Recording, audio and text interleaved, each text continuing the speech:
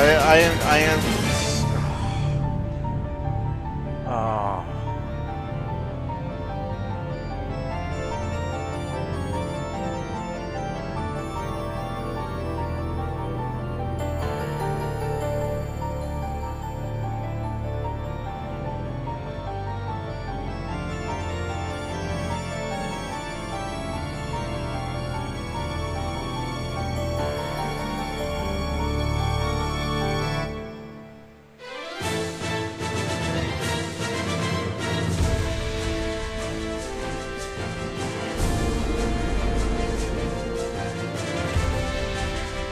Oh, I'm sorry, guys. I'm just. Oh.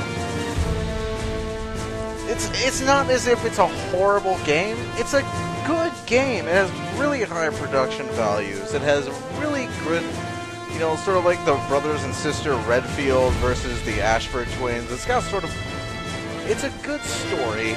It's a good game, but there were just some fucking decisions made when it was being made that just really cheapen the experience of it. And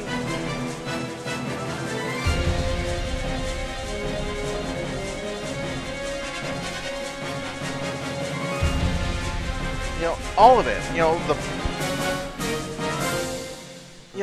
thing that makes it the worst part of it is just the fetch quests layered within fetch quests. I've been saying that over and over, but it bears repeating. You know, I could handle the lack of ammo. I could handle the enemies taking more than normal damage. I was coping pretty well with it at the end, you know? It's just you have to get used to the fact that the shotgun is not going to behave like a shotgun. It only does about as much damage as a handgun. But it just wears and wears, and man, I had like that fucking, I was like roaring at the game before that cut. I was just, oh.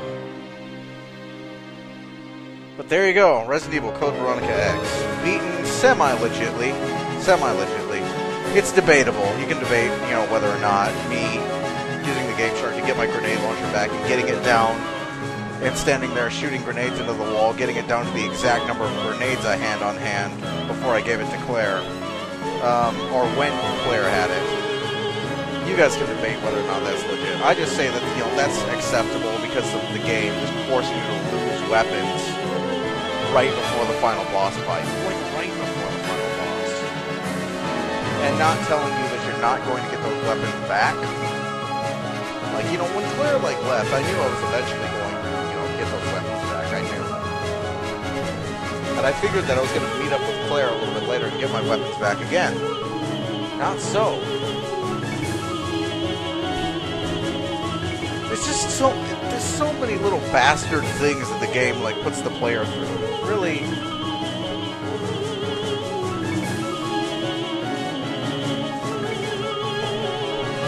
And it's really telling. It really is that the very next game, chronologically, in the Resident Evil series, there are next to no lunatic puzzles. There are next to no... There's backtracking in it, but it's not nearly as bad. Not nearly as bad. I just repeated myself again. It's not nearly as bad. I just said it a third time. Fuck! It's not... God damn it, why do I keep repeating myself? It's not as bad. That's a little different. It's not as... God damn it! You see what... Oh. Potatoes. Potatoes, bananas, Chalice, Kansas. Fireworks, Harrier Jet. Hiroki Kato.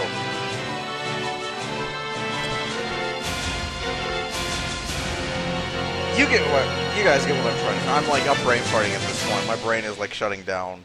My brain is like, it's over. It's over! Oh, God.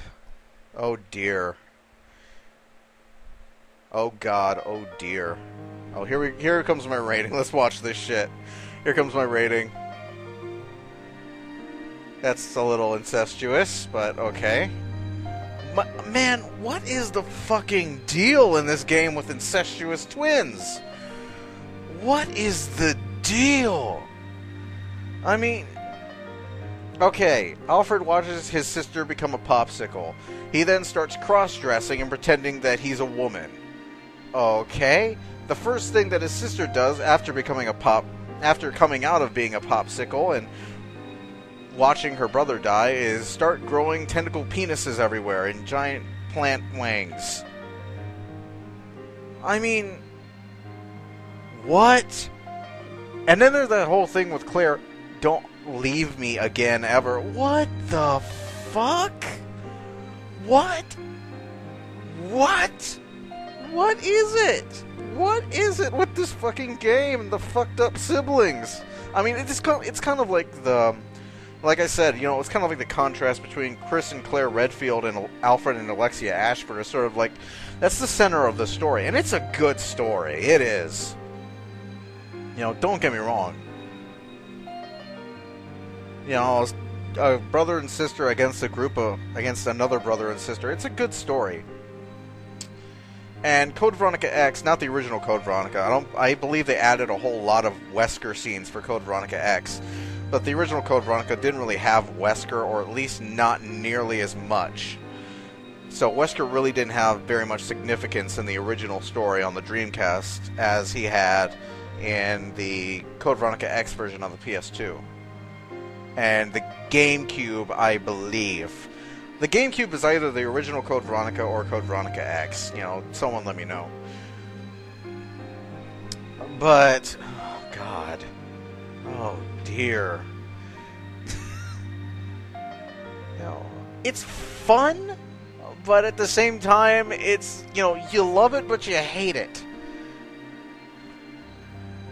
More hate than love at the end for me.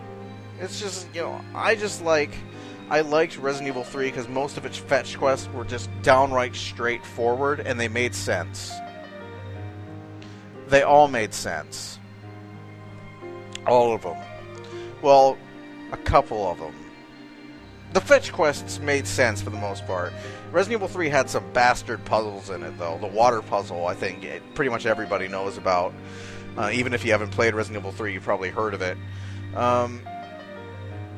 But Code Veronica just goes absolutely bananas with them. And like I was saying, Resident Evil 4, almost no backtracking for really ridiculous-ass items. Most of the stuff, it's like a linear path.